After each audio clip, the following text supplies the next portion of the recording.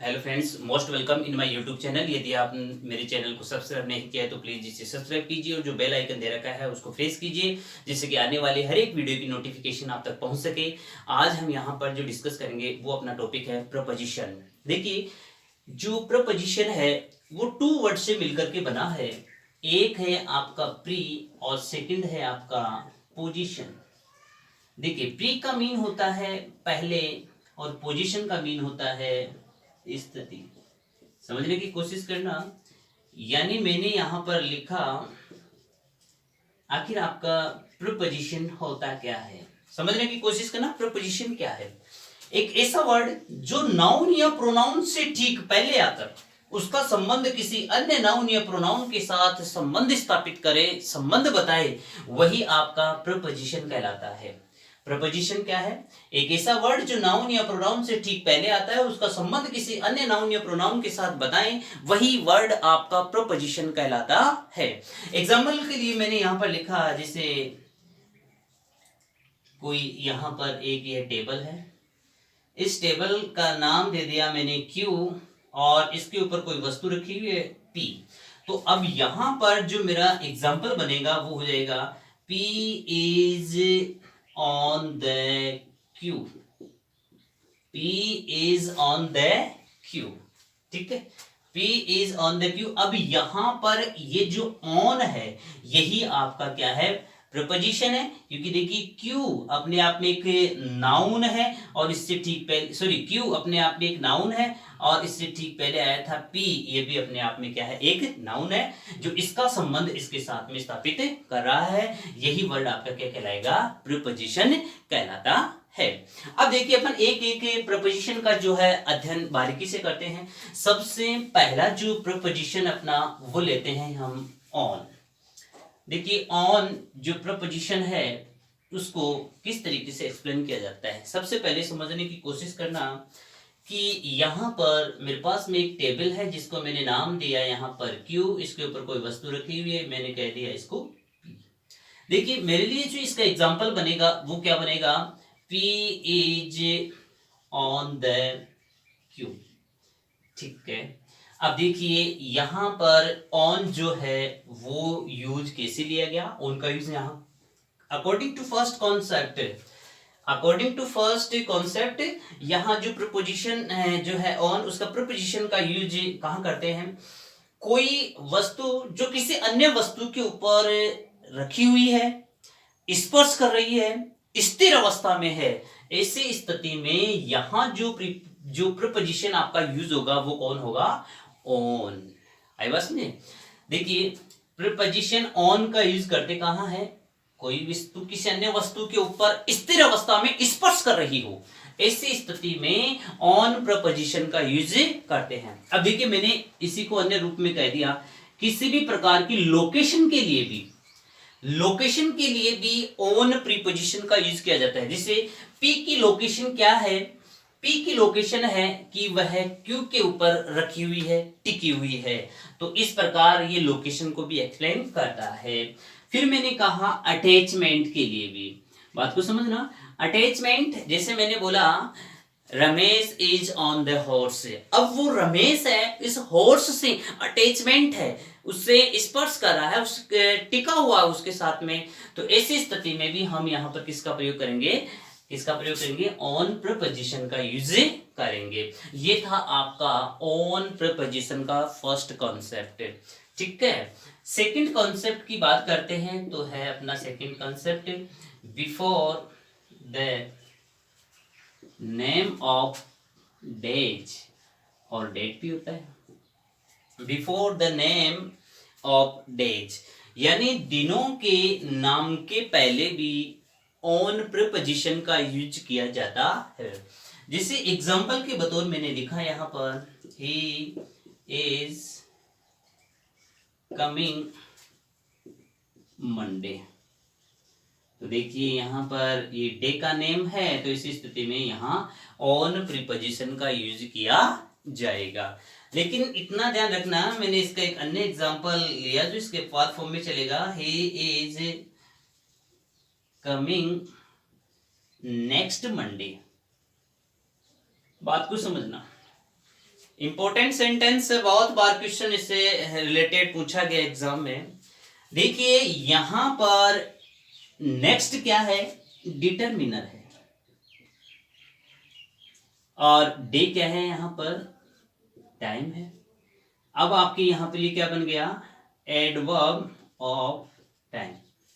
क्या है ये आपका यहां पर, नेक्स्ट मंडे क्या बना, एडवर्ब ऑफ टाइम।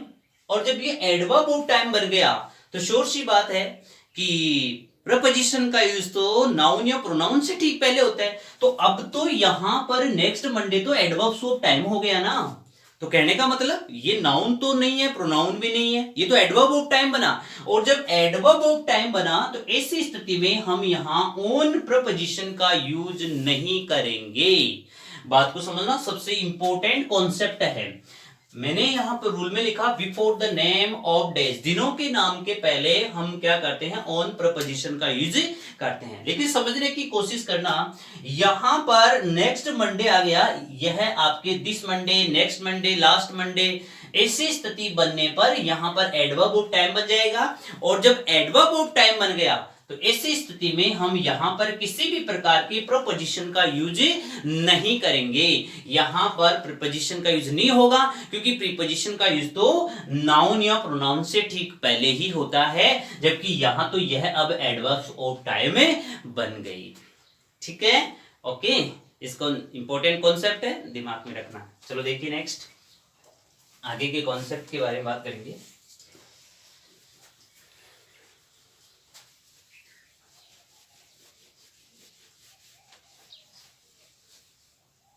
देखिए concept number third, on rule में कॉन्सेप्ट देख रहे हैं थर्ड। बात को समझना, कोई भी सेंटेंस है उसमें बस है, ट्रेन है, प्लेन है और शिप है।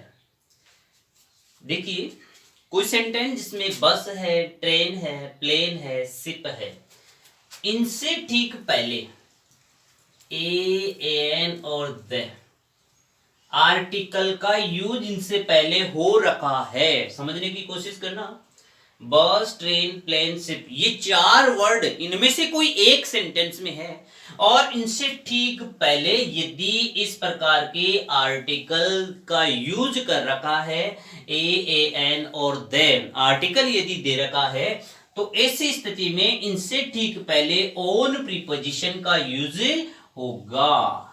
समझने की कोशिश करना, बस है, ट्रेन है, प्लेन है, शिप है, इनसे ठीक पहले आर्टिकल यदि दे रखा है तो यहां पर नो डाउट ऑन प्रीपोजिशन का यूज किया जाएगा, ऑन प्रीपोजिशन का यूज किया जाएगा, उसमें कोई डाउट नहीं है। लेकिन समझना, यदि मान लीजिए इनसे ठीक पहले ये आर्टिकल का यूज यदि नहीं कर रखा है, तो ऐसी स्थिति में यहां पर अब यूज हो जाएगा बाय का। बाय, बस है, ट्रेन है, प्लेन है और शिप है। समझना, यानी बस, ट्रेन, प्लेन, शिप, इन चार वर्डों से ठीक पहले यदि ए एंड द आर्टिकल का यूज यदि किया जाता है, बस है, ट्रेन है, प्लेन है, शिप है, इनसे ठीक पहले आर्टिकल का यदि यूज कर रखा है तो ऑन, और यदि आर्टिकल का यूज यदि नहीं कर रखा है तो बाय प्रीपोजिशन का यूज होगा। देखिए एग्जांपल के लिए हम इसको सोल्व आउट करके देखते हैं कि आखिर इसका जो एग्जांपल है वो किस तरीके से बनेगा। चलो देखिए, फर्स्ट एग्जांपल है इसका, मैंने लिखा है यहां पर, he goes to cinema the bus, लिखा ही गोज टू सिनेमा बस। ठीक है, द आर्टिकल का यूज हो गया तो ऑन द बस, और आर्टिकल का यूज नहीं हो रखा है तो बाय।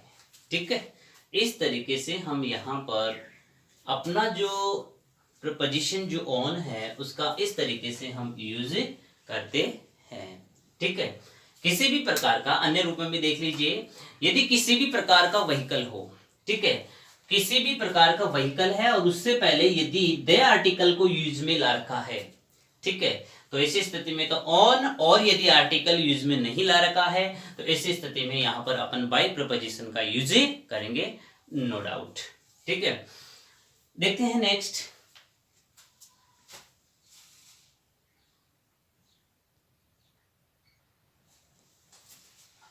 सेकंड अपना प्रपोजिशन है अपॉन, जिसको ऑन टू भी कहा जाता है। अपॉन और ऑन टू, बात को समझना। यहां पर यह एक टेबल है जिसको मैंने कह दिया P, यहां पर कोई एक वस्तु है, कोई भी जानवर है जिसको मैंने कह दिया S। ये यहां यदि जंप करके आता है तो ऐसी स्थिति में यहां पर अपॉन का यूज हो जाएगा, जिसे मैंने कह दिया S jumped upon P, S jumped upon P, यानी यह जो S है ये जंप किया किसके ऊपर, A से P जो टेबल है इसके ऊपर। ठीक है, तो ऐसी स्थिति में यहां से जंप करके यदि यहां पर ये वस्तु या कोई भी जानवर है ये जाता है तो ऐसी स्थिति में हम यहां पर अपॉन प्रपोजिशन का यूज करेंगे। ठीक है, चलो देखिए नेक्स्ट। इसका एग्जांपल लिखा मैंने यहां पर, the cat jumped upon the table. ठीक है, केट जो है टेबल पर जंप करके जाती है तो इस स्थिति में जो अपॉन जो प्रीपोजिशन है उसका यूज किया जाता है। आगे का जो इसका सेकंड कॉन्सेप्ट है वो बनेगा, कहानी की शुरुआत में कोई भी स्टोरी होती है, ठीक है, कहानी के शुरुआत में देखिए कोई भी स्टोरी होती है, उस स्टोरी का जो शुरू करते हैं हम लोग लिखते हैं वंस अपॉन ए टाइम, तो ऐसी स्थिति में भी हम अपॉन का यूज करते हैं, वंस अपॉन ए टाइम, और आगे करके अपन स्टोरी लिखते हैं। इस प्रकार हम लोग जो अपॉन प्रपोजिशन है उसका यूज कुछ इस तरीके से करते हैं। ठीक है, ये था अपना अपॉन प्रपोजिशन, और इसी के साथ साथ चलता है ऑन टू। ठीक है, जहां अपॉन है वहां ऑन टू है।